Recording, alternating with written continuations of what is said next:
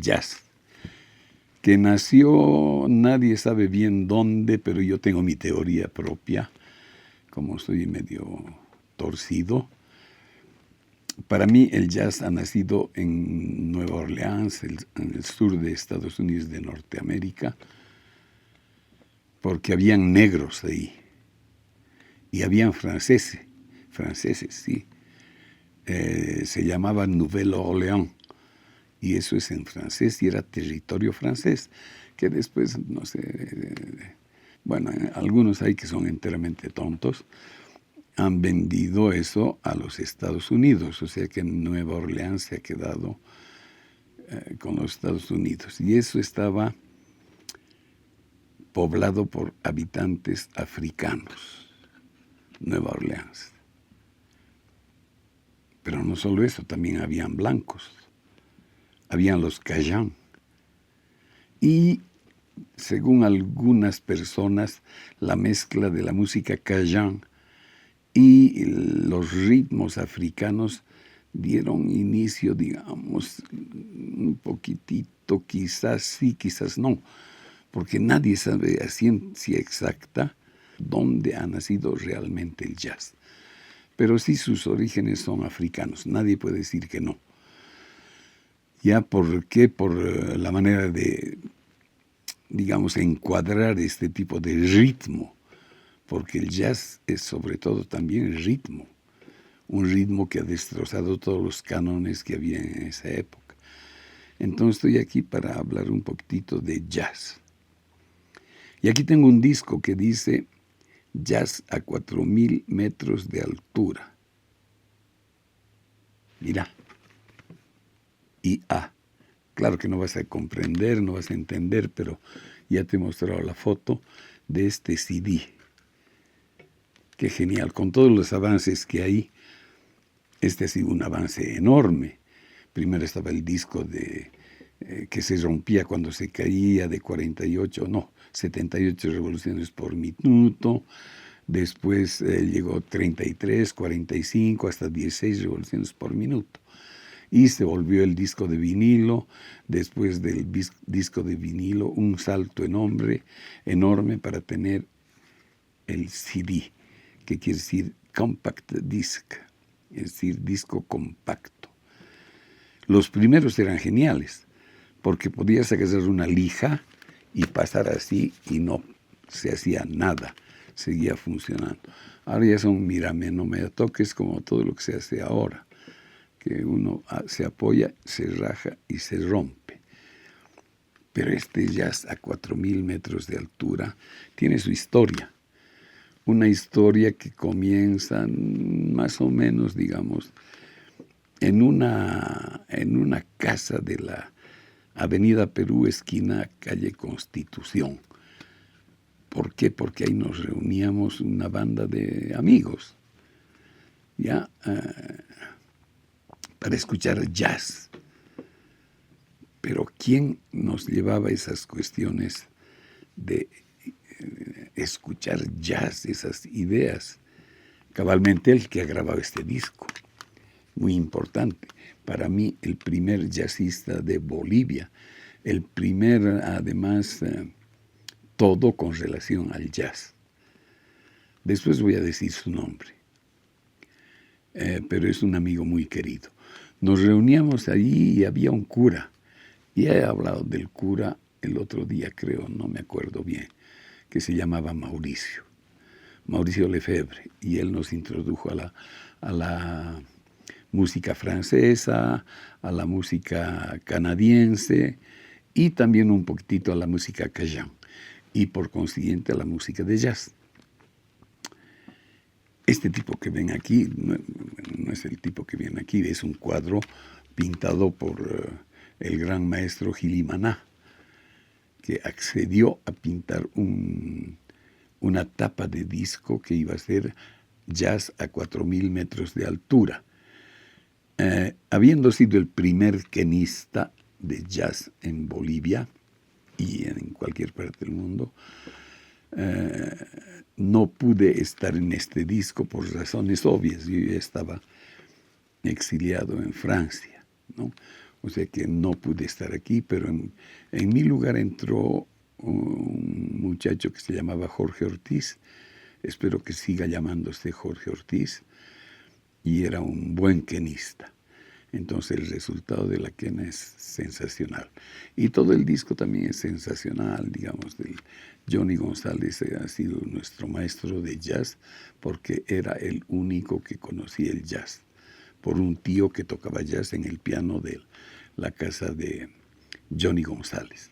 Ahora en esta casa nos reuníamos entre varios que en esa época éramos músicos, bohemios o lo que tú quieras llamarle. Entre esos estaba el Gringo Fabre, que era quenista del grupo Los Jairas, pero se reunía con nosotros en la casa de Johnny González y ahí estaba cabalmente este gringo que tocaba la quena, pero realmente ha sido para mí uno de los mejores quenistas que ha habido en Bolivia, con relación a la técnica, con relación al sonido, pero no solamente eso, sino con relación al espíritu de la quena, porque ahora hay maestros digital y no sé cómo podríamos decir, digitalizadores, que tienen dedos que parecen 20 dedos, que hacen 5,000 notas por segundo. Tienen una maestría, pero para manejar la quena y hacer unas escalas de arriba, abajo, izquierda, derecha, pero no se entiende lo que hacen porque no hay sentimiento. Como tocaba el Gringo Fabre, ahí había un sentimiento, pero que notabas desde lejos. Y hacíamos nuestros experimentos de jazz, cómo podría sonar el jazz con instrumentos bolivianos.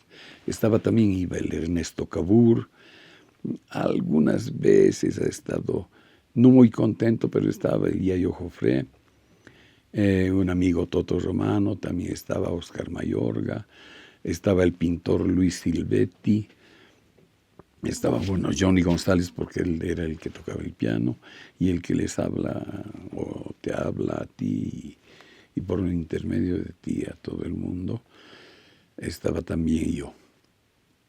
Y quedé enamorado de la quena del Gringo Fabre y dije, yo también puedo tocar así en jazz. Y eso es lo que hice, ¿no?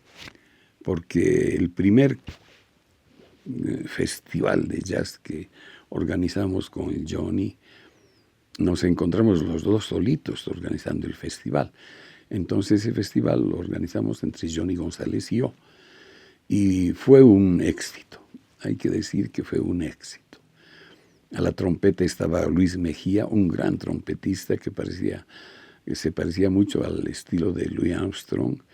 Estaba Dubs Hartshorn, estaba el baterista, no me acuerdo ya cómo se llamaba, estaba uno que se llamaba Howard Pink, que tocaba también un poco la zampoña y la tuba.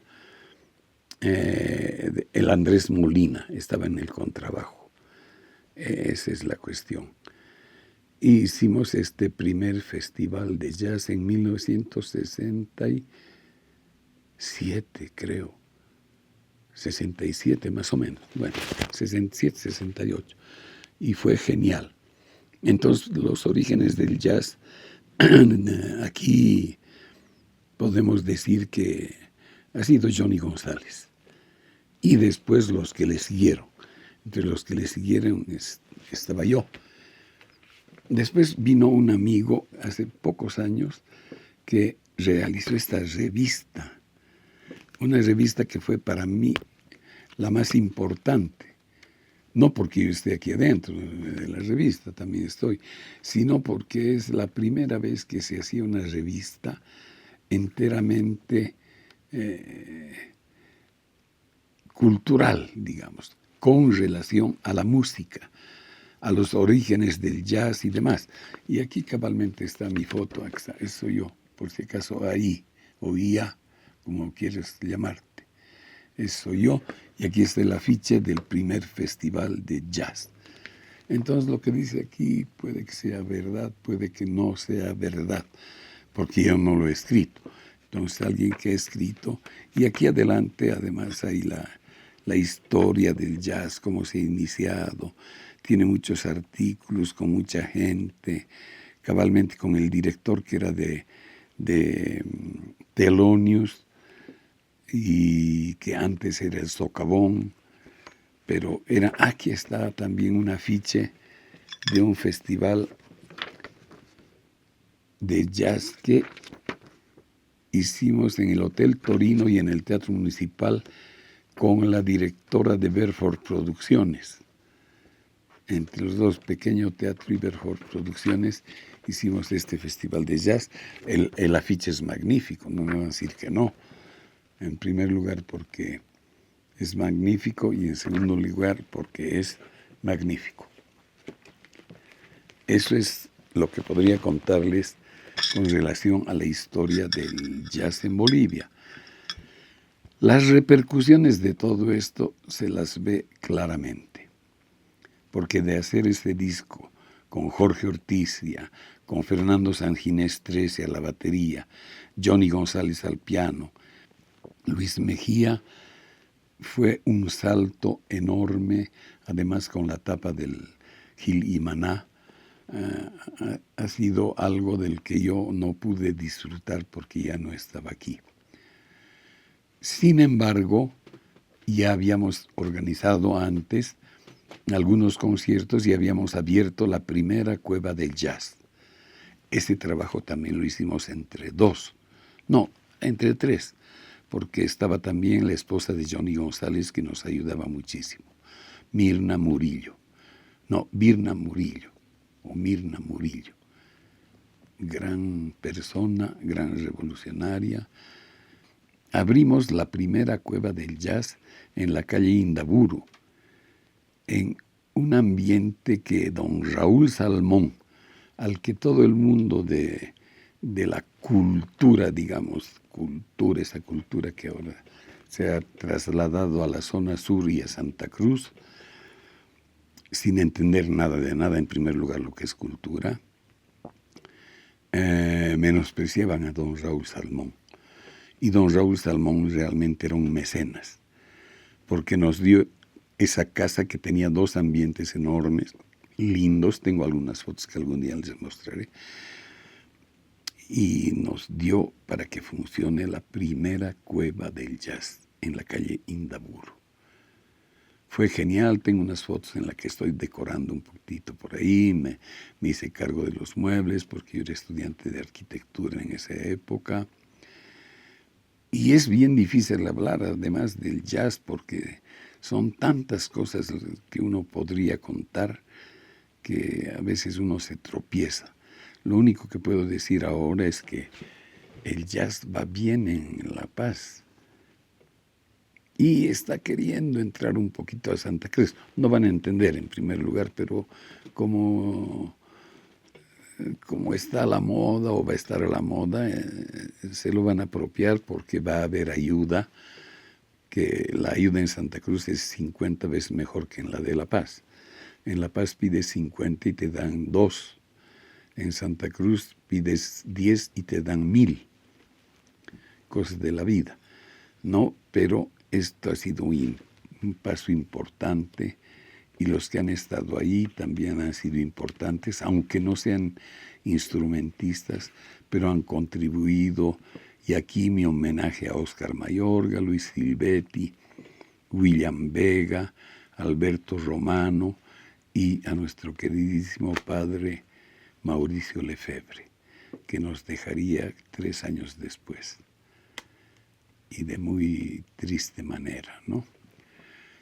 Eso es lo que te puedo contar mientras tanto en esta primera versión del jazz en Bolivia. ¿Fui parte? Sí, fui parte. ¿Ahora soy parte? No, ya no soy parte más que cuando escucho jazz y doy algunas charlas de jazz al que quiere escucharme, que tampoco son muchos, pero parece que les interesa, ¿no?